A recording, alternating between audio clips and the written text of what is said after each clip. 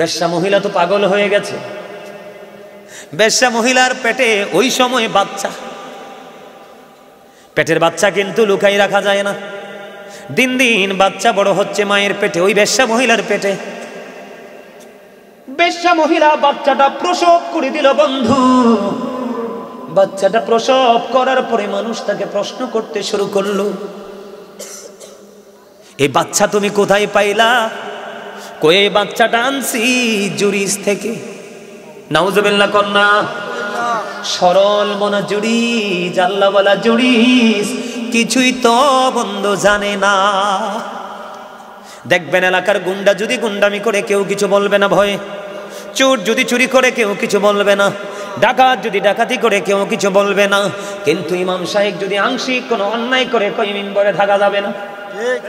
ভালো মানুষের এরকম না, সবাই কই জুরিস তো আল্লাহওয়ালা, কেমনেই খারাপ কামটা করলো, তো যার ইমান নাই সে কি মুমিনকে বিশ্বাস করতে পারে নাকি? আর এই মুমিনকে মারতে আসে তো নষ্ট চরিত্রের মানুষ, যাদেরকে বলা হয় ক্যারেক্টারলেস পিপল। এবার ওই তৎকালীন সময়ে মানুষগুলো দৌড়ে চলে আসলো, বন্ধু কি নিষ্ঠুরতা রে। এবার চলে আসলেন বন্ধু, জুরিজের হুজরাটা ভেঙে ফেললো।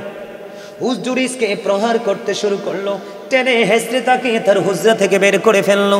আর জুরিজ ডেকে ডেকে বলছে, বন্ধু তোমরা কেন গো আমারে মারছো, আমাকে কেন আঘাত করছো, আমার হুজরা কেন ভেঙে ফেলছো?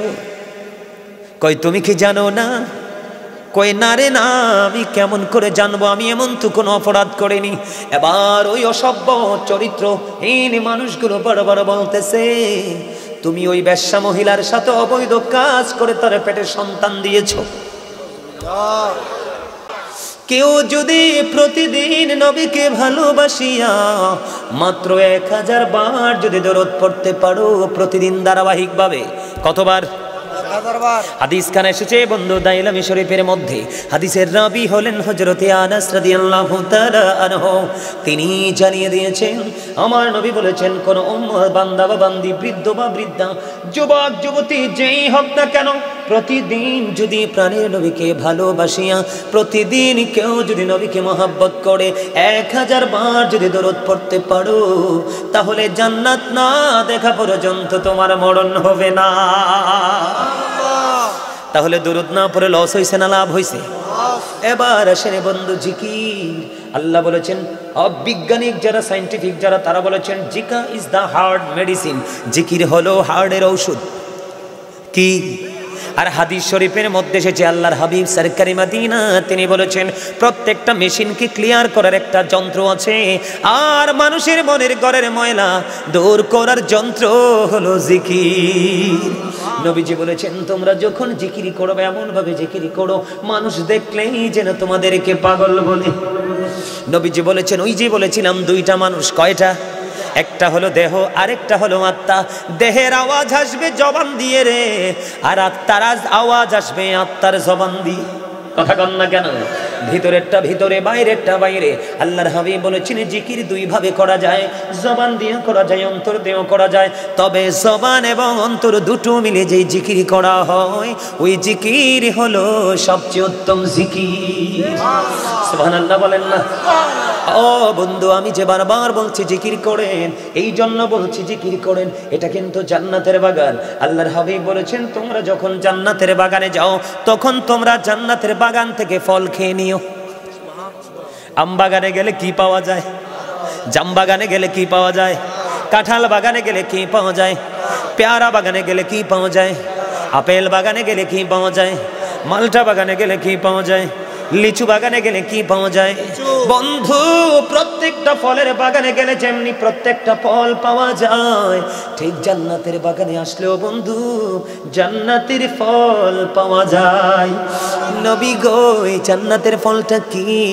আমার নবীজি জানিয়ে দিলেন, সুবহানাল্লাহ ওয়া আলহামদুলিল্লাহ লা ইলাহা ইল্লাল্লাহ, সুবহানাল্লাহ ওয়া আলহামদুলিল্লাহ লা ইলাহা ইল্লাল্লাহ, লা ইলাহা ইল্লাল্লাহ, লা ইলাহা ইল্লাল্লাহ নবী আমার নূরের ফুতুল জগৎ করলেন উজালা নবী আমার নূরের ফুতুল জগৎ করলেন উজালা রোজ হাসরে করবেন তিনি উম্মতের ফয়সালা সুবহানাল্লাহ আলহামদুলিল্লাহ লা ইলাহা ইল্লাল্লাহ সুবহানাল্লাহ আলহামদুলিল্লাহ লা ইলাহা ইল্লাল্লাহ লা ইলাহা ইল্লাল্লাহ আওয়াজ দিয়ে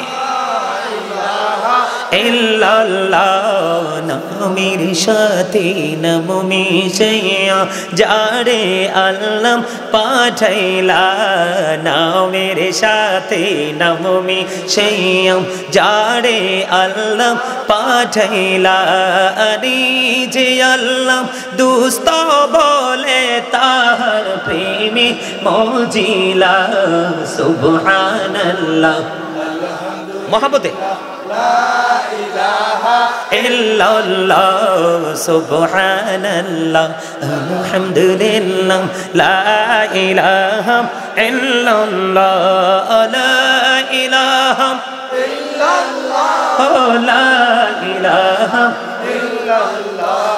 শাহাদাতের বাণী ঠোঁটে আসিলেন কামলি বলা শাহাদাতের বাণী ঠোঁটে আসিলেন কামলি বলা মকতে ফুটিল রবি নূরে মিন নূরে আলা সুবহানাল্লাহ আলহামদুলিল্লাহ মহব্বতে সবাই ইল্লাল্লাহ সুবহানাল্লাহ আলহামদুলিল্লাহ লা ইলাহা ইল্লাল্লাহ লা ইলাহা ইল্লাল্লাহ লা ইলাহা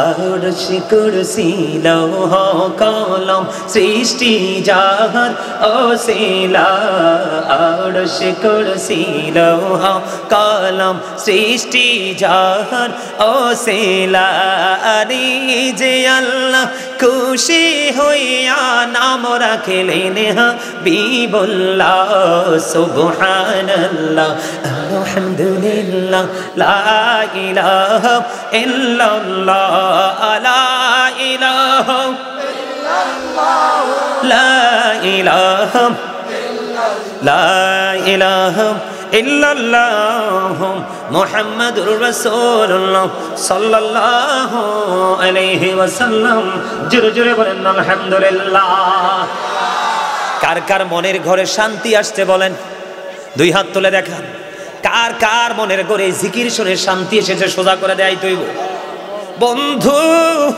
এটাই হলো রুহের খাবার রে আপনি আমল করার পরে জিকির করার পরে যদি মনে করেন আপনার আত্মা জুড়িয়ে গেছে অন্তর শীতল হয়ে গেছে প্রায় সময় আমার ভক্তরা বন্ধু বিভিন্ন আমেরিকা থেকে বিভিন্ন দেশ থেকে ফোন দিয়ে বলে হুজুর আজকে আলোচনা শুনে শুনে রাত্র পার হয়ে গেছে গো আত্মা এত শান্তি মিলেছে মনে হয় আজকে কোনো খাবারেরই প্রয়োজন হবে না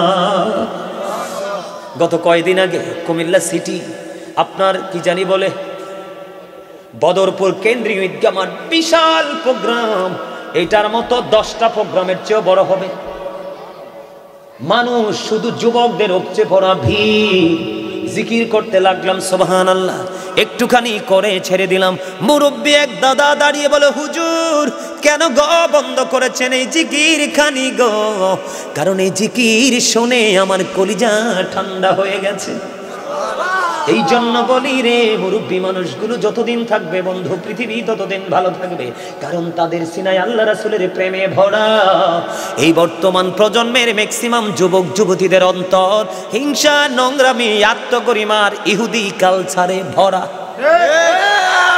আমার কথা বুঝেন না হক কথা না দাদা কথা বলেন না কেন এখনকার ছেলে মেয়েদের চালচলনের কি কোনো কন্ডিশন আছে মোবাইল চরিত্র শেষ করে দিল তার চরিত্র শেষ করে দিল তার ফিউচার শেষ করে দিল তার সোনালী ভবিষ্যৎ, শেষ করে দিল তার সুন্দর স্বপ্নগুলোকে মাত্র এই মোবাইল নামক অভিশপ্ত ভয়ঙ্কর এই বস্তু।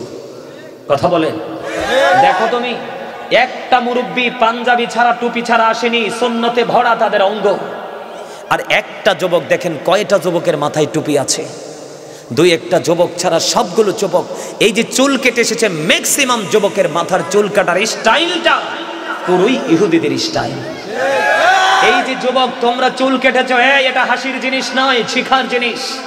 তোমরা যে চুল কাটছো, কারো মাথার চুল বাবুই পাখির বাসার মতো, তোমাদের কারো আবার মাথার চুল কুলার মতো এক সাইডে করে ভাও করে রেখেছো। একবারও কি কোনোদিন জিজ্ঞেস করছো কোনো হুজুরকে, হুজুর আমি যে চুলটা এভাবে কাটলাম এটা ঠিক আছে কিনা? আমিও তো মাঝে মাঝে যেতে হয় চুলগুলো ছোট করার জন্য। আপনার যখন সেলুনে যাই তখন দেখি এইটা মুসলমানের দেশ না? কথা বলেন না, এটা কি মুসলমানের দেশ না? মুসলমানের দেশ। আপনারা গিয়ে দেখবেন একটা মুসলমানের ছবি নেই। মুসলমানের বাচ্চাগুলো ইহুদিদের চেহারা দেখে দেখে মাথার স্টাইল করে। তার মানে কি মাথা থেকে ইসলাম চলে গেল। প্যান্টটা যে পড়েছ ম্যাক্সিমাম যুবকের পরনে জিন্স প্যান্ট। এই জিন্স প্যান্টটা ইমানদার যদি বেঈমান হতে তোমাদেরকে কিছু বলতাম না। ইমানদার হিসাবে 100% এই প্যান্টটা পরা তোমার জন্য নাজায়েজ। কারণ আল্লাহর কোরআন থেকে বলেছি, আল্লাহ বলেছেন লিবাসুত তাকওয়া যালিকা খায়র। আল্লাহ বলেছেন আল্লাহর কাছে সবচেয়ে উত্তম পোশাক হলো তাকওয়ার পোশাক। আমার দিকে তাকাও, উপর দিয়ে থাকবে পুরুষের পোশাক নাভি বরাবর অথবা উপরে, নিচের দিক দিয়ে থাকবে টাকনোর উপরে। তুমি এমন একটা জিন্স প্যান্টকে চুজ করেছো, এটাকে হাজার চেষ্টা করলেও নাভির উপরে তোলা যায় না। কারণ বেঈমানেরা কৌশল করে এটাকে ক্রিয়েট করেছে, যার তোমার একেবারে সিস্টেমটা হলো ছোট, স্মল। হাজার চেষ্টা করলেও কিন্তু নাভির উপরে উঠবে, ছিঁড়ে ফেলতে হবে। এটা ইহুদিদের একটা অপকৌশল। হ্যাঁ, বেঈমান কাফেরেরা মুসলমানদের কি বন্ধু না শত্রু? আল্লাহ বলেছেন, আমি মুখস্থ কথা বলেন, আল্লাহ বলেছেন ইন্নাল কাফিরিনা কানু লাকুম আদুওয়াম মুবিনা। আল্লাহ বলেছেন the heretics are the eternal enemy of the believers. ইমানদারদের প্রকাশ্য শত্রু হলো বেঈমানেরা। আমার আলোচনা সেই দিকে নয়।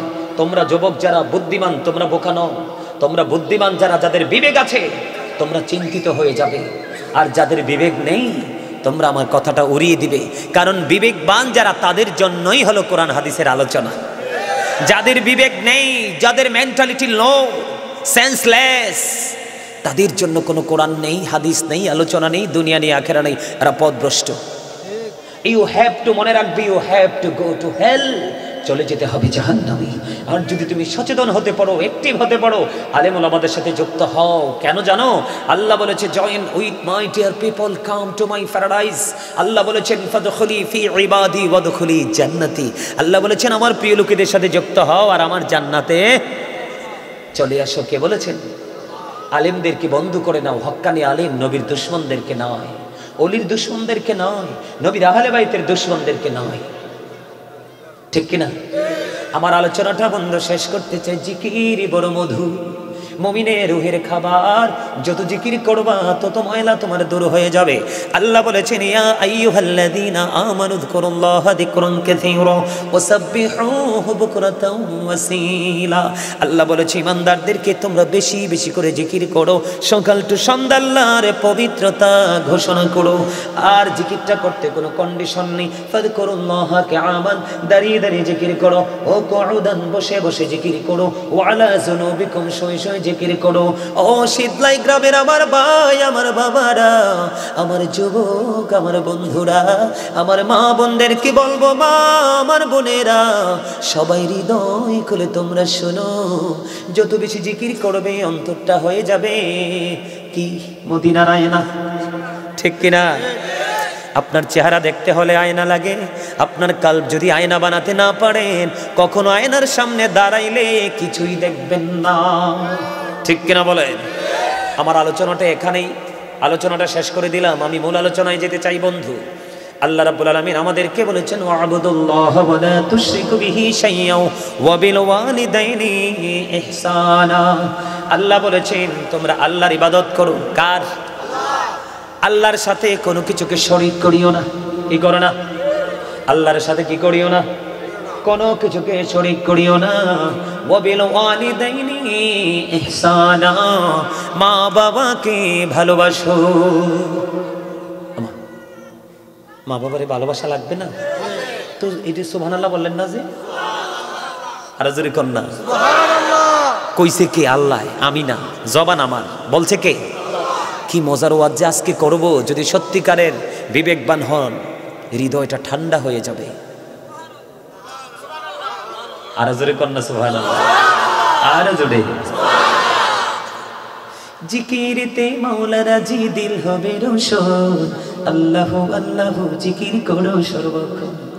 জিকিরেতে মাওলা রাজি, দিল হবে রোশন, জিকিরেতে মাওলা রাজি, দিল হবে রোশন, আল্লাহ আল্লাহ জিকির করো সর্বক্ষণ। বলেন আল্লাহ আল্লাহ জিকির করো সর্বক্ষণ। এগুলো বললে কি ভালো লাগে না? আমার দাদার কাছে বেশি ভালো লাগবে, কারণ তাদের হৃদয়টা পুরো প্রেমের একটা চাকা। আর মুরব্বী আমার যুবক ভাইদের অন্তরটা পুরোপুরি প্রেম শূন্য, একেবারেই ফাঁকা। ঠিক না? আশা কইছি না? না মিশা কইছি?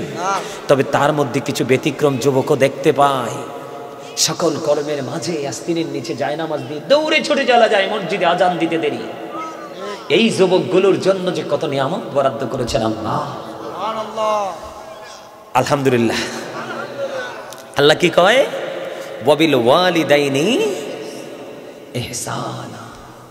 বন্ধুরে আমার, নবীজি প্রাণের নবীকে প্রশ্ন করা হলো, নবী গো, হাদিস শরীফ, আমার কাছ থেকে সবচেয়ে মধুর, সবচেয়ে সুন্দর, সবচেয়ে মিষ্টি, উত্তম আচরণ পাওয়ার হক কার বেশি? নবীজি সঙ্গে সঙ্গে জানিয়ে দিলেন, ক্বালা উম্মুকা, তোমার মা। ক্বালা সুম্মা মান, তারপরে কে? রাসূল বললেন, ক্বালা উম্মুকা, তোমার মা। আবার প্রশ্ন করা হলো, ক্বালা সুম্মা মান, তারপরে কে? নবীজি আবার বললেন, ক্বালা উম্মুকা, তোমার মা। আবার প্রশ্ন করা হলো, ক্বালা সুম্মা মান, তারপরে কে? নবীজি বললেন, ক্বালা আবুকা, তোমার বাবা। তিনবার কার কথা? কার কথা? একবার। এজন্য কি বাবার দাম কমে গেছে? আর জোরে কোন, বাবার নামের জন্য দাম কমে গেছে?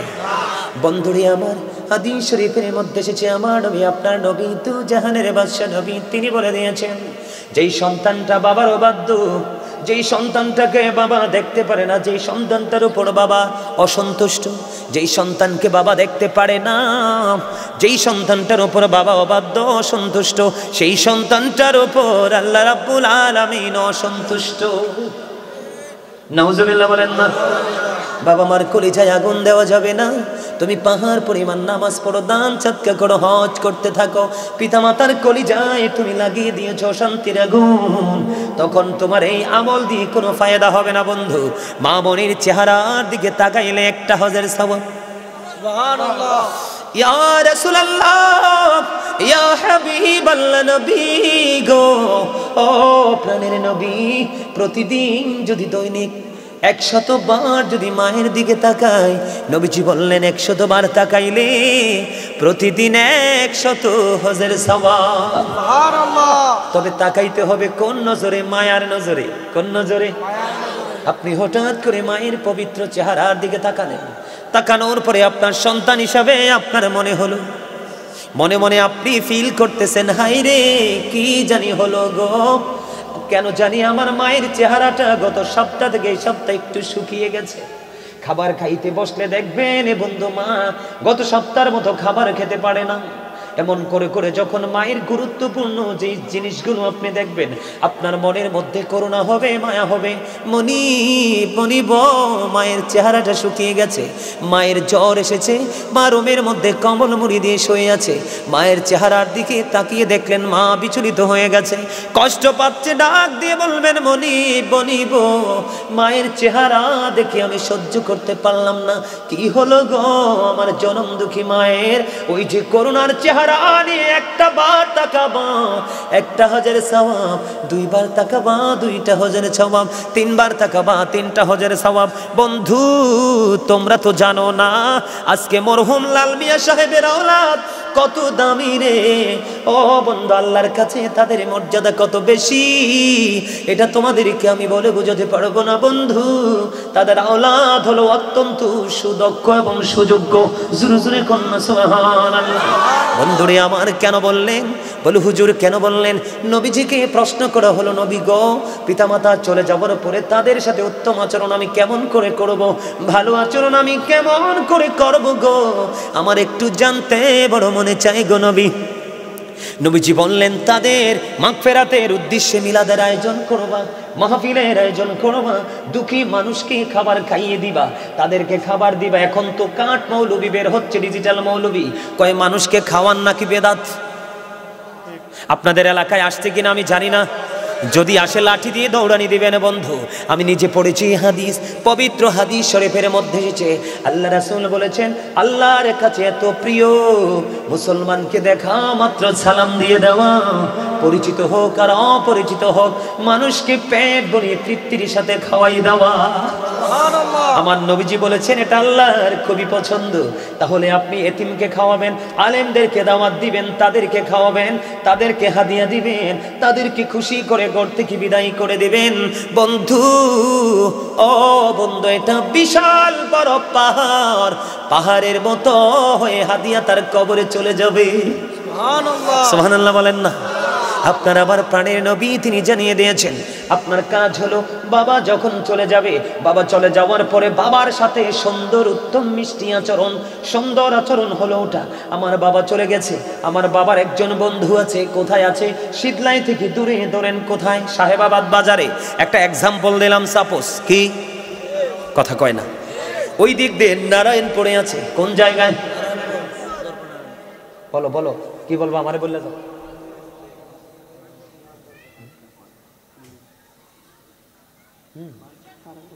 আচ্ছা, 12টার পরে মোনাজাত দেবো, সমস্যা নেই, অসুবিধা নেই। তুমি আমার নিয়ে টেনশন করো না, আমার চেহারা দেখে বোঝো না আমি বইছি যে বইছি। আমি আবার 2টা প্রোগ্রাম সহজে করি না, বুঝছেন নি? কারণ ওয়াজ তো এটা শুটিংয়ের জায়গা না, এটা হচ্ছে মানুষকে বোঝানোর জায়গা। আমি যদি আজকে আপনাদেরকে বুঝিয়ে যেতে না পারি এই বিষয়টা নিয়ে, তাহলে আমি কিন্তু ব্যর্থ, তাই না? তো এই জন্য বলছি, আপনারা আমাকে কেউ ডিস্টার্ব করবেন না। আমি খুবই অল্প সময়ের মধ্যে গুরুত্বপূর্ণ বিষয়গুলো তুলে ধরবো। সব তো আর বলা যায় না, যায় সব কিন্তু বলা যায় না। বন্ধু হয়ে আমার দাদা 12টা পর্যন্ত তো চালাইতে হয় মাহফিল, বাৎসরিক মাহফিল না, 12টার পর পরে শেষ করে দিব, অল্প কিছু সময় একটু। আহারে, মাত্র বাজে 11টা 20। ঘুমানোর কি সময় হয়েছে? আরে হয়েছে। যুবক ভাইরা তোমরা বলো, ঘুমানোর কি তোমাদের সময় হয়েছে? তার আর তো মোটেও হয়েছে না। এই বেড়া এদিক চা, তোরার মতো যখন আমরা ছিলাম, 2 ভাই ছিলাম, দেখলে মানুষ বলতো পুতুল। আর তোরার চেহারা চাই আয়নার যে সাইজ, দেখতে মনে হয় বাঙ্গা বোতলের মতো। কারণ সারাক্ষণ তো তোমরা ডিজিটাল শো দেখো, এই জন্য সব শেষ, নষ্ট হয়ে যাচ্ছে, সব শেষ হয়ে যাচ্ছে। একটু কথাগুলো শোনো বন্ধুরে আমার, রাসূল শিখিয়ে দিচ্ছেন, আমি না, তোমার বাবা চলে গেছে, বাবার বন্ধু কোথায় আছে, বাবার প্রিয় মানুষগুলো কোথায় আছে, তাদের সাথে যোগাযোগ রাখো। গড একটা কমিউনিকেশন তুমি অলওয়েজ তুমি কি করো? ক্রিয়েট করো, সৃষ্টি করো। তাকে ফোন দিবা, খবর নেবা, আঙ্কেল বাবা তো চলে গেছে, আপনি ছিলেন বাবার সবচেয়ে প্রিয় মানুষ, আপনি আসেন না একটু আমাদের বাড়িতে? আপনি যদি আসেন গো, হৃদয়ে একটু হলো শান্তি পাবো যে বাবার প্রিয় মানুষটা ঘরে এসেছে। বাবার বন্ধুকে ডাক দিবা, বাড়ি নিয়ে আসবা, কিছু আয়োজন করবা, যতটুকু পারে একটু চা খাই দিবা। আমার নবী বলেছেন এটাই হলো বাবার সাথে সুন্দর আচরণ, উত্তম আচরণ। মা চলে গেছে, মায়ের প্রিয় মানুষ কি আছে না নাই? এখনকার ছেলেরা মা থাকতেই তো মাকে কদর করে না।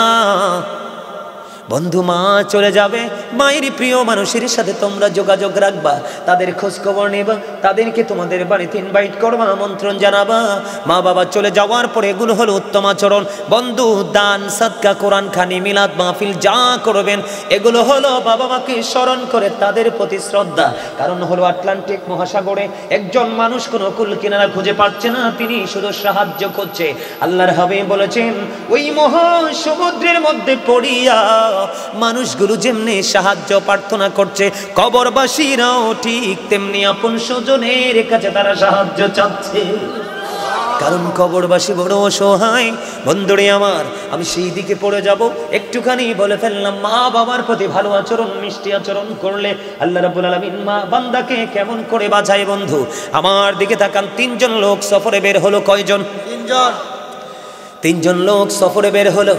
বের হওয়ার পরে তারা ঘুরতে ঘুরতে ঘুরতে ঘুরতে বন্ধু সন্ধ্যা হয়ে গেল। এটা কিন্তু বুখারী এবং মুসলিম শরীফের হাদিস। তারা কি করলেন? পাহাড়ের গুহার মধ্যে বন্ধু আশ্রয় নিলেন। কি করলেন? পাহাড়ের গুহার মধ্যে আশ্রয় নিলেন। প্রথম যেই পয়েন্টটা সেটা শুধু ফাইন্ড আউট করব, বাকিগুলো করব না, কারণ আমি সামনের দিকে শুধু মা বাবা নিয়ে যাব। বন্ধু তারা তিনজন লোক যখন পাহাড়ের গুহার মধ্যে যখন ঢুকে গেল, ঢুকে যাওয়ার পরে হঠাৎ করে পাথর ধসে পড়লো। পাথর ধসে পড়ে তাদের এই গুহার মধ্যে প্রবেশ পত্র বন্ধ হয়ে গেল। এত বড় পাথর পড়েছে বন্ধু, এত বড় পাথর পড়েছে, এটা পৃথিবীর কারো কোনো ক্ষমতা নেই পাথরটা সরাবার। তিনজন ওই গুহার মধ্যে পড়ে পড়ে পড়ে পড়ে বন্ধু আল্লাহর কাছে দোয়া করতেছে, মাবুদ মাবুদ, এই পাথর তুমি ছাড়া কেউ সরাতে পারবে না। তারা তিনজন মনে মনে চিন্তা করলেন, জীবনে কত গুরুত্বপূর্ণ আমল করেছি, একটা গুরুত্বপূর্ণ আমলের উসিলা দিয়ে আমরা আল্লাহর কাছে সাহায্য চাইব, আল্লাহ রাব্বুল আলামিন আমাদেরকে বিপদ থেকে উদ্ধার করবে। এই কথা বলে বলে তারা চিন্তা করলেন। এর মধ্যে প্রথম জন, বুঝে নেবেন কিন্তু মা বাবার ভালোবাসা সন্তানের জন্য কত বড় সহায়ক। মা বাবার সাথে উত্তম আচরণ পিতামাতা সন্তানকে কিভাবে বিপদ মুক্ত রাখে। বন্ধুরে আমার, প্রথম জন তিনি মনে মনে চিন্তা করলেন যে তিনি ছিলেন একজন বন্ধু কাঠুরিয়া। তিনি কাঠ কাটতেন, তিনি বন্ধু বাগানে যেতেন, কাঠ কেটে এনে এই কাঠগুলো তিনি বিক্রি করে ওনার জীবন জীবিকা চালাতেন। প্রতিদিন ফ্যামিলির চাহিদা মেটাতেন। ওনার ঘরে ছিল একটা দুধের প্রাণী, দুধ দহন করতেন। একদিন কাঠ কাটতে কাটতে কাটতে কাটতে বন্ধু দেরি হয়ে গেল। কাঠ কাটতে কাটতে কাটতে কাটতে যখন বন্ধু দেরি হয়ে গেল, দেরি হয়ে যাওয়ার পরে এবার তিনি কি করলেন, দেরি করে আসলেন, এসে দেখলেন বাবা মা দুজনেই ঘুমিয়ে গেছে। এবার তিনি কি করলেন, লাকড়িগুলো লেখে তিনি দুধ দোহাইলেন। কি করলেন? দুধ দোহালেন। দুধ দোহন করার পরে ওনার সন্তান দেখে দেখে বলছেন, বাবা গো, বাবা গো, একটুখানি দুধ দাও না। বাবা বলতেছে, না না, আজকে আমার কাঠ কুড়িয়ে লাকড়ি কুড়িয়ে আনতে আনতে দেরি হয়ে গেল, দুধ দহন করতে আমার দেরি হয়ে গেল। আমি দুধ না খাওয়াইয়া আমি তোমাদেরকে দুধ খাওয়াতে পারবো না। জোরে বলেন না সুবহানাল্লাহ। বন্ধু এখনকার যুগের ছেলেরা চুরি করে নে, লুকাই লুকাই বউকে দেয়, লুকাই লুকাই এনে সন্তানকে দেয়। মা দেখলে যদি মাকে ভাগ দিতে হয়, বাবা দেখলে যদি বাবাকে ভাগ দিতে হয়, কিন্তু ছোট লোক সন্তানেরা জানে না কখনোই কোনো বাবা মা কোনো দিন ছোট মানসিকতার হয় না। সন্তান বারবার বলছে, বাবা গো একটু দুধ দাও না। কই না না। মা বাবা ঘুমিয়ে আছে বন্ধু, সন্তান ওই দুধের পাত্র নিয়ে দাঁড়ায় লইল। বাবা মার বন্ধু ঘুম ভেঙে গেল। ঘুম ভেঙে যাওয়ার পরে তারা ফ্রেশ হলো। ফ্রেশ হওয়ার পরে এই সন্তানটা মা বাবাকে দুধ খাওয়ালো। এখন সেই দিন যে সেই কাজটা করেছিলেন পৃথিবীর কাউকে খুশি করার জন্য নয়, তার কাজটা ছিল আল্লাহ রাব্বুল আলামিনকে খুশি করার জন্য। ওই যে আজকে সন্তান পাহাড়ের ভিতরে, কোথায়? পাহাড়ের ভিতরে ঢুকেছে, আর দরজাটা কম্পিত। পাহাড়ে সেই বন্ধ দরজার বন্ধ করে দিল। পৃথিবীর কোনো শক্তি নাই এত বড় পাথর। ও বন্ধু, সন্তান আল্লাহর কাছে দোয়া করলেন, মনিব ওই দিন যে বাবা মার সাথে উত্তম আচরণটা করেছিলাম, এইটা শুধুমাত্র তোমার সন্তুষ্টির আশায় গো।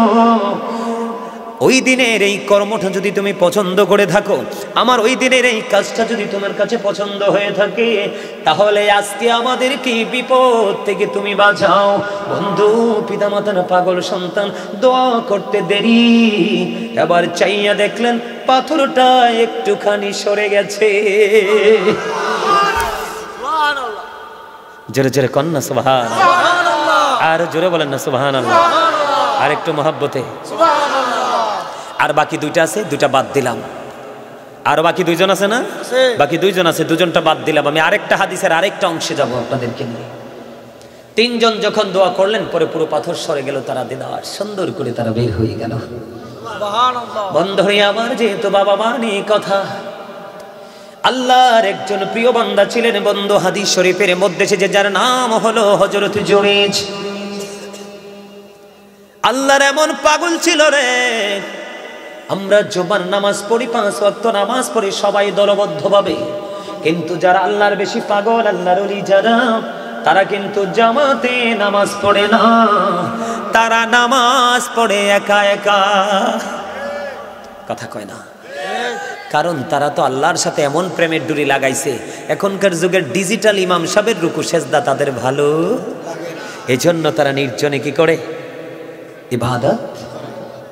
এমনই একজন যুবক ছিলেন বন্ধু, যার নাম হলো হযরত জুরাইজ। জুরাইজ লোকালয় থেকে দূরে চলে গেলেন। দূরে চলে গিয়ে তিনি একটা হুজরা বানালেন। হুজরার মধ্যে তিনি বন্ধু কি করলেন? মাটি দিয়া বানাইছে, এটার মধ্যে তিনি ইবাদত করেন। ইবাদত করে খুব মজা পান।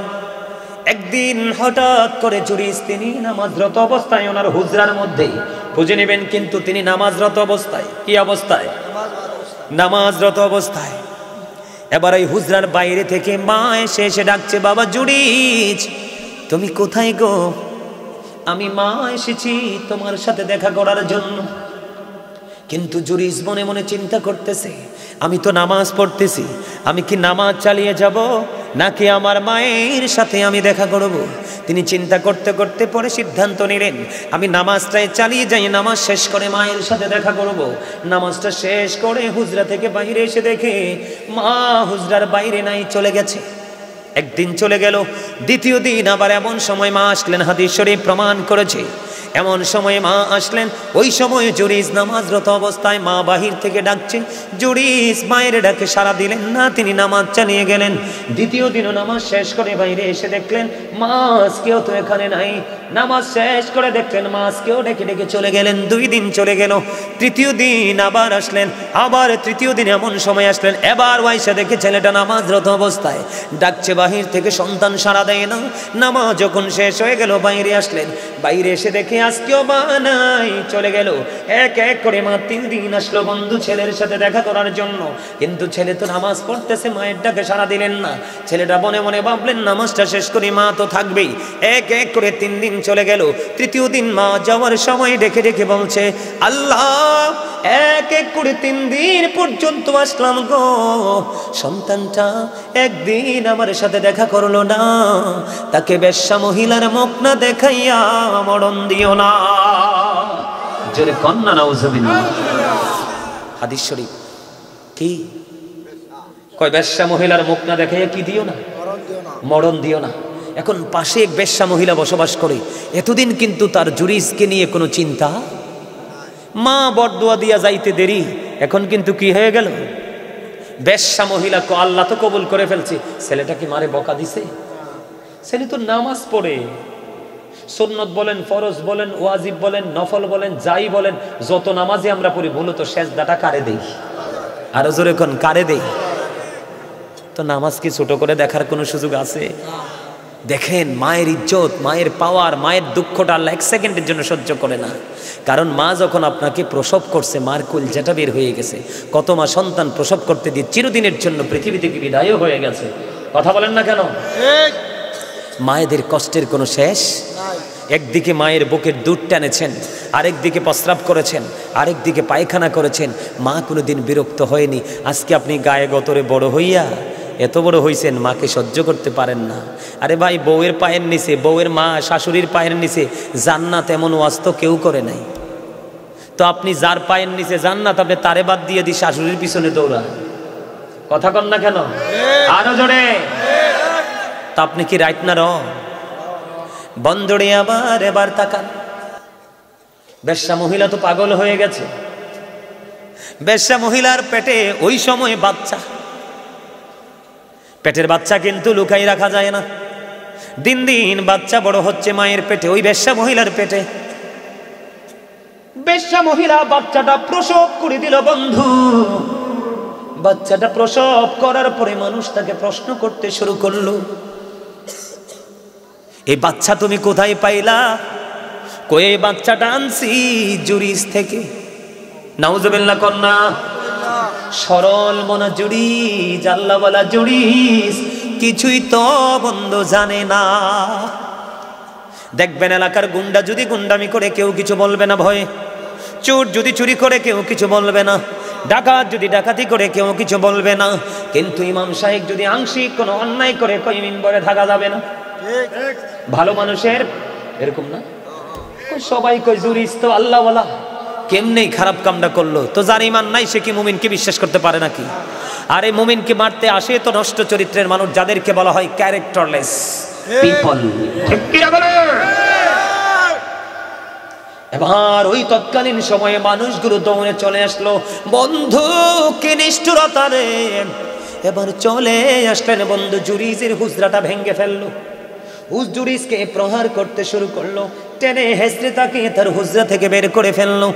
আর জুরিজ ডেকে ডেকে বলছে, বন্ধু তোমরা কেন গো আমারে মারছো? আমাকে কেন আঘাত করছো? আমার হুজরা কেন ভেঙে ফেলছো? কই তুমি কি জানো না? কই না রে না, আমি কেমন করে জানবো? আমি এমন তো কোনো অপরাধ করিনি।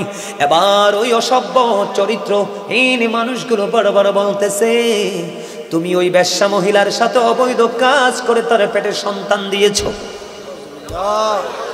এবার বলেন মায়ের বরদোয়া কাজে লাগছেনি? আরো জোরে কোন তে কেডা রে? এটা কেডা? এটা হ্যাঁ, এটা কেডা? টুপিও তো লাগাইছো, মাফলারও তো লাগাইছো। এই কি হয়েছে? সমস্যা তোমার? এ নাইও স্টেজে আইও তো, নাইলে এখানে যা, যাই মুরব্বীরে মাঝে যা, ওঠ, এই বেটা ওঠ, এখানে যা। তে মোটামুটি একটু ফোন কর, এর লেগে তার এন্দি বইছে। আলহামদুলিল্লাহ। আরো জোরে। জানেননি ফোলাবাইনের লগেছে শয়তান তাহে? আরো কন্যা শয়তান যে তাহে জানেননি? এই জন্য এদেরকে স্যারে যখন ক্লাসে বসে এদেরকে চোখে চোখে রাখতে হয়। আমি যে আজকে আপনাদের স্যার, এটা আপনারা জানেননি। আপনারা কারো বয়স 70, 80, 50, 60, কারো বয়স 30, 40। আজকে আপনারা সবাই কিন্তু আমার ছাত্র। এটা কিন্তু প্রফেশনালি একটা টিচিং প্রফেশন। এটা চমৎকার একটা ক্লাস, ঠিক না? তারে চিনা চিনা লাগে। একটু পরে তার পরিচয়টা জানবো আমি, নাইম্বা সবার সামনে না। আলহামদুলিল্লাহ কর। এবার কন্যা সে পড়তেছে কি? নামাজ। কি নামাজ? নামাজের দাম আছে না নাই? আরে নামাজের কত দাম জানেননি? আল্লাহ রাসূল বলতেছে, হাদিস শরীফের মধ্যে আসছে, as-salatul khams wal jumu'atu, as-salatul khams wal jumu'atu ila al-jumu'ah wa ramadanu ila ramadan মুকাফিরাতুল লিমা বাইনাহুন্না ইদা তুনিবাতিল কাবাইর। রাসূল বলেছেন 5 ওয়াক্ত নামাজ পড়লে গ্যাফের গুনাহ মাফ। এক জুমা থেকে আরেক জুমা পড়লে এক সপ্তাহের মাঝখানের গুনাহ মাফ। এক রমজান থেকে আরেক রমজান ঠিক করে রাখতে পারলে মাঝখানে 305 দিনের গুনাহ মাফ। তবে শর্ত হলো মুকাফিরাতুল লিমা বাইনাহুন্না ইদা তুনিবাতিল কাবাইর। শর্ত দিয়েছেন কবিরা গুনাহ থেকে বেঁচে থাকতে হবে। তাহলে নামাজের পাওয়ার আছে না নাই? এত পাওয়ারফুল বন্ধু নামাজ। কিন্তু মা ব্যথা পাইছে রে, ডাক দিতে দেরি তাৎক্ষণিক ভাবে বন্ধু কলঙ্কের ডালা মাথায়। কিন্তু জুড়ি ছিল আল্লাহওয়ালা। দেখেন মায়ের দোয়া কবুল হয়েছে, কলঙ্কিত হয়ে গেছে, কিল ঘুষি খাইছে, হুজরা তো ভেঙে ফেলেছে। তাহলে বদদোয়াটা লাগছে কিনা? বন্ধু এবার কি হলো গো? জুরিজ তো আর সহ্য করতে পারে না। কি করতে পারে না? জুরিজ সহ্য করতে পারে না। কই আমার একটু ঘটে পানি দাও। কই পানি দিলেন। পানি দেওয়ার পরে জুরিজ এবার ওযু বানাইলেন। ওযু বানাইয়া কয় বাচ্চাটা কই আমার সামনে নিয়ে আসো। কোথায় রে ছোট্ট নবজাত শিশু, আমার কাছে নিয়ে এসো। মানুষ আজকে বন্ধু মুমিনের চরিত্রের প্রমাণ হবে রে। মুমিন কি আসলে চরিত্রবান না চরিত্রহীন সেটার প্রমাণ হবে। এই দৃশ্য দেখার জন্য মানুষের ভিড় জমে গেল। এবার তিনি অজু বানাইয়া এবার বললেন বাচ্চাটাকে আমার কাছে নিয়ে আসো। বাচ্চাটাকে তার কাছে আনতে দেরি, ওই জড়িজ বাচ্চাটার পেটটার উপর হাতটা রাখিয়া এবার একটা ডাক দিয়ে বলল, বাবু বাবু রে, বলো না তোমার বাবাকে। এবার ওই ছোট্ট বাচ্চাটার জবান খুলে গেল গো। ছোট্ট বাচ্চাটা দেখাই দিল, ওই রাখাল আমার বাবা, আমার মা রাখালের সাথে ব্যভিচার করেছে। আওয়াজ তোলে বলেন না আল্লাহু আকবার। মা এত বড় দামি, আমি গাজী সুলাইমানের কাছে এই গোটা পৃথিবী হলো আমার মা। আমি যদি দেখি আমার মায়ের চেহারাটা মলিন, মনে হয়েছে যেন আমার জীবন আজকেই শেষ। বিশ্বাস করেন আপনারা? আমি আমার মায়ের সাথে ড্যাগ মারছি, ড্যাগ। আমরা 6 ভাই ছিলাম, তখন আমাদের কোনো বোন ছিল না। মা কষ্ট করত, আমি মার কাপড় কাচতাম, মার কাপড় কেচে দিতাম। মা যখন ড্যাগ মাজতো মার সাথে ড্যাগ মাজতাম। মা যখন পানির কলসি আনতে পারতো না, মায়ের পানির কলসি আমি তুলে দিতাম। মা যদি মাঝে মাঝে মানুষ অসুস্থ হয় না, আমি এবং আমার মেজো ভাই বড় ভাই আমরা মাকে যা পারতাম রান্না করি, আমরা মাকে নিয়ে খাওয়াইছি।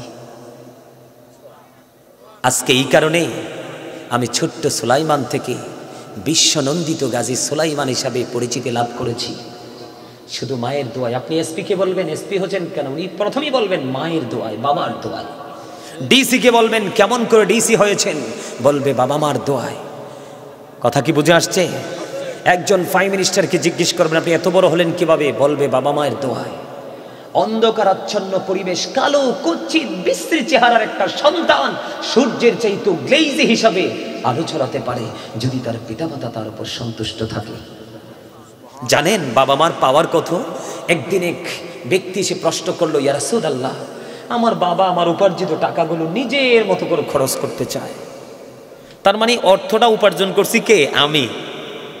নবী গো, এই টাকাগুলো বাবা আমার উপার্জিত টাকা বাবা নিজের মতো করে খরচ করে। ইয়া রাসূলুল্লাহ, আমি এখন কি করব? নবীজি একটা ডাক দিয়ে বললেন, তুমি কি করবা গো? তুমি এবং তোমার সম্পদ দুটোই তোমার বাবার সম্পদ। শুধু তোমার টাকা না, বাবা যেমনি চাইবে তোমাকেও খাটাতে পারবে, তুমি না করতে পারবা না। কারণ তোমার বডিটা যে তৈরি হয়েছে গুরুত্বপূর্ণ হলো 3টা জিনিস। কয়টা? তোমার বডি যে তৈরি হয়েছে অসংখ্য পার্টস আছে, এর মধ্যে গুরুত্বপূর্ণ হলো 3টা। কয়টা? 3টা। একটা হলো বন্ধু তোমার বডির হাড়, হাড়ের সাথে যুক্ত করা হয়েছে গোস্ত, হাড় এবং গোস্তের মাঝে রগের মধ্যে ব্লাড কানেকশন। কথা কয় না? কেন মাকে বাবাকে বেশি ভালোবাসবা? পৃথিবীতে বাবা মা এবং তার উস্তাদের ঋণ কোনোদিন কেউ শোধ করতে পারে না রে বন্ধু। কোনোদিন বাবা মার কোলে যায় আগুন দিও না, কোনোদিন কোনো টিচারের কোলে যায় আগুন দিও না, কোনোদিন হক্কানি কোনো আলেমের কোলে যায় আগুন দিও না বন্ধু। ভবিষ্যৎ হয়ে যাবে অনিশ্চিত ভবিষ্যৎ। আমি আপনাকে বলি, আপনার বডিতে যেই হাড়গুলো আছে শক্ত, এই হাড়গুলো আপনার বডির হাড়গুলো তৈরি হয়েছে বাবা থেকে। সুবহানাল্লাহ বলেন না কেন? কার থেকে? আরো জোরে বলেন না। শুক্রাণু এবং ডিম্বাণু দুটো জিনিস থেকে আমরা তৈরি। আল্লাহ রাব্বুল আলামিন সূরা আলাকের মধ্যে বলেছে, খালাকাল ইনসানা মিন আলাক। আল্লাহ বলেছেন মানুষকে সৃষ্টি করেছেন রক্তপিণ্ড হতে। আর বন্ধু এটা হলো বন্ধু, বাবারটা হলো একটি শক্ত মোটা, মায়েরটা হলো নারীরটা পুরুষেরটাকে শক্ত, নারীরটা হলো একেবারে নরম তরল সমুদ্রের মতো। ঠিক কিনা বলে? বন্ধুরে আমার, বাবা থেকে তৈরি হয়েছে বডির হাড়, আর মা থেকে তৈরি হয়েছে হাড়ের উপর যে গোস্ত। হাড় এবং গোস্তের মধ্যে যে ব্লাড, এই ব্লাড এবং গোস্ত দুটো মায়ের থেকে, আর হাড়গুলো হলো বাবা থেকে। এই জন্য বলছি কোনোদিন বাবার কোলে যায় আগুন দিও না। বাবার কোলে যায় আগুন দিলে তো বন্ধু তোমার কোনো উপায় থাকবে না। আমার দিকে তাকানো বন্ধু, মা বাবা মায়ের ঋণ, মা কত বড় পাওয়ারফুল জিনিস। মায়ের এক পাগল সন্তান 7 বছর কাঁধে করে মাকে খানায় কাবা বন্ধ তাওয়াফ করালেন। কয় বছর? কারণ মা হাঁটতে পারে না, মায়ের খুব শখ, বাবা গো খানায় কাবা আমি তাওয়াফ করব। 7 বছর খানায় কাবা তাওয়াফ করার পরে এবারে বন্ধু প্রশ্ন করা হলো, সাদিকুত তাইয়ার নামক এক আবেদকে তিনি প্রশ্ন করলেন, আমি আমার মাকে 7 বছর খানায় কাবা তাওয়াফ করিয়েছি, আমার মায়ের দুধের ঋণ শোধ হয়েছে কিনা? এবার ওই সাদিকুত তাইয়ার নামক আবেদ একটা ডাক দিয়ে বলল, গো ওই 7 বছর কেন?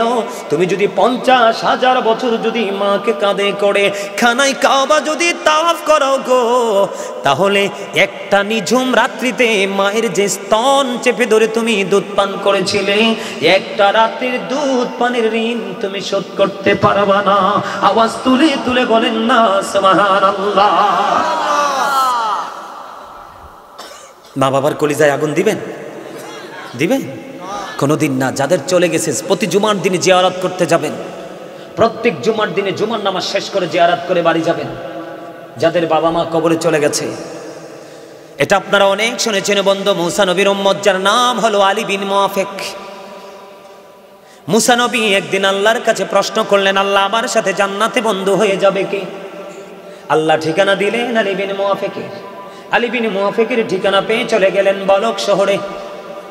এই কর্ম আনে একটু পরে মুই সব কইরা দেব, একলা ধৈর্য ধর। আরে আরে দাঁড়া, আমার ওয়াজে তো শেষ, একটু পরে সব দিদি একলাগে ঢুকামো। এটি দেখারাই থাকে, এটির সামনে আনবো, এটি খালি আছে জায়গা, তারপরও আগে পাইবা, সামনে আইলে পিছিয়ে থাকলে পরে, ঠিক না বেটি? আরে জোরে আশ্চর্য ধরনের প্রেমের খবর বন্ধু। মুসা কালিমুল্লাহ আল্লাহর সাথে কথা বলেছেন, জানেন তো এটা? কয় আল্লাহ গো আমার সাথে বন্ধু হয়ে কে যাবে? আল্লাহ ঠিকানা দিলেন আলী বিন মুআফিকের। চলে গেলেন বলক শহরে, যাইয়া দেখলেন আলী বিন মুআফিক একজন কসাই রে। মুসা কালিমুল্লাহ তার চেহারা দেখে আশ্চর্য হয়ে গেল, এত বিশ্রী তার চেহারা। মুসা নবী চিন্তা করতেছেন, কি এমন আমল করেছে এত কালো কুচ্ছিত বিশ্রী চেহারার মানুষটা আমি মুসার সাথে জান্নাতে বন্ধু হয়ে থাকবে? এবার কি করলেন মুসা নবী? কিন্তু বন্ধু সব কিছু তিনি কি করতেছেন, অবলোকন করতেছেন। করতে করতে করতে করতে কসাইয়ের কিন্তু গোস্ত বিক্রি শেষ হয়ে গেল। এই কসাই গোস্ত একটু গোস্ত প্যাকেট করে রাখলেন, চলে গেলেন। মুসা নবীও সঙ্গে সঙ্গে বাড়ি চলে গেল। যাওয়ার পরে দেখলেন মা দুঃখিনী, হাঁটতে চলতে পারে না, গায়ের মধ্যে পিপিলিকা বসলেও এটাকে তিনি তাড়াতে পারে না, এমন উইক তার মা গো। এবার কি করলেন? সন্তানটা সারাদিন গোস্ত বিক্রি করলেন, জীবন জীবিকা উপার্জন করলেন, নিজের কষ্টের কথা বলে গেলেন, বাড়ি চলে গেলেন। যাই আগে মায়ের জন্য গোস্ত রান্না করলেন, রুটি বানাইলেন, মাকে পরিষ্কার পরিচ্ছন্ন করে সুন্দর করে খাওয়াইলেন। সব কিছু কমপ্লিট করে মুসা কালিমুল্লাহ সব কিছু দেখতে পাইতেছেন। আলী বিন মুআফিক চলে গেলেন ফ্রেশ হওয়ার জন্য। এবার মুসা নবী চাইয়া দেখে রে ওই বুড়ি মা দুটো হাত ধরে আল্লাহকে ডেকে ডেকে বলে, আল্লাহ গো আমার এই সন্তানটাকে, আমি মাকে তো ভালোবাসি গো, আমার এই পাগল সন্তানটাকে। খবরটা মজার না? আরে জুড়ে মা বাবার পাশাপাশি সুদও ছাড়তে হবে, ঘুষ ছাড়তে হবে, মিথ্যে কথা ছাড়তে হবে, পরনিন্দা ছাড়তে হবে, মানুষের হক নষ্ট করা হাত দিয়ে, চোখের ইশারায়, ডাইরেক্টলি ইনডাইরেক্টলি, এগুলো সব নষ্ট কাজ আমাদেরকে ছেড়ে দিতে হবে। ছাড়তে হলে হুজুর অস্ত্র লাগবে, তো অস্ত্র হলো নামাজ। আপনি 5 ওয়াক্ত নামাজ ঠিকভাবে পড়বেন, শারীরিক পবিত্রতা, মানসিক পবিত্রতা, পোশাকের পবিত্রতা সব কিছু মিলিয়ে প্রস্রাব করার পরে, পায়খানা করার পরে উত্তম রূপে পবিত্র হয়ে সুন্দর করে গোসল করে আপনি যখন যেটা প্রয়োজন সেটা করে নামাজ পড়বেন ঠিকভাবে। একটানা 40 দিন 5 ওয়াক্ত নামাজ পড়েন, পৃথিবী উল্টে গেলেও আপনাকে কেউ নোংরা কাজে আর ইনভলভ করতে পারবে। আমরা তো এখন ডিজিটাল নামাজ পড়ি। এই যে যুবকগুলো আইছে না, দেখেন ম্যাক্সিমাম যুবকের পরনে জিন্স প্যান্ট আছে না নাই? এটা কিন্তু কোরআন হাদিস থেকে অবৈধ।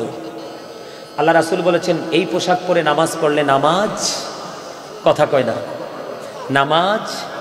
আবার এই যুবক ভাইদেরকে বলছি, তোমরা শোনো, তোমরা কিন্তু অনেক সময় একটাই কি লাল না খয়েরি জানি দেখা যায় কালো কোটের মাঝখান দিয়ে, এই একবারে টকটকে লাল গেঞ্জি, শার্ট, পাঞ্জাবি, এটা হাসো কেন? এটা তো শিক্ষা, এটা মাকরুহ তাহরিমি। আল্লাহ রাসূলের সামনে দিয়ে লাল জামা পরে এক লোক যাচ্ছেন, সালাম দিয়েছেন, একবার নবীজি জবাব দেয়নি। আরেকবার সালাম দিয়েছেন, নবীজি জবাব দেয়নি, ইয়া রাসূলুল্লাহ কেন? নবীজি বলছেন লাল জামা পরতে নিষেধ করা হয়েছে, শরীয়তের দৃষ্টিকোণ থেকে এটা মাকরুহ তাহারিমি, তার মানে হারামের অন্তর্ভুক্ত। এজন্য লাল পুরুষের জন্য কি না যায়, সেটা পরা যাবে না, স্বর্ণ পরা যাবে না, গলায় চেইন দেওয়া যাবে না, যাবে না। এগুলো তোমাদেরকে মনে রাখতে হবে। তোমরা কিন্তু অনেক কিছু করছো যেটা জানো না, যেটা বোঝো না। সম্মানিত উপস্থিতি, না বলা কথাগুলো এখানেই সমাপ্ত করছি। আমার কথায় যদি আপনারা কি কষ্ট পেয়ে থাকেন, আল্লাহর রাস্তায় ক্ষমা করে দিবেন। যদি ভালো লেগে থাকে আমল করার চেষ্টা করবেন। আল্লাহ যেন আমাদের সবাইকে ঈমান ইসলামী জিন্দেগি দান করে। সকলে বলুন আমিন।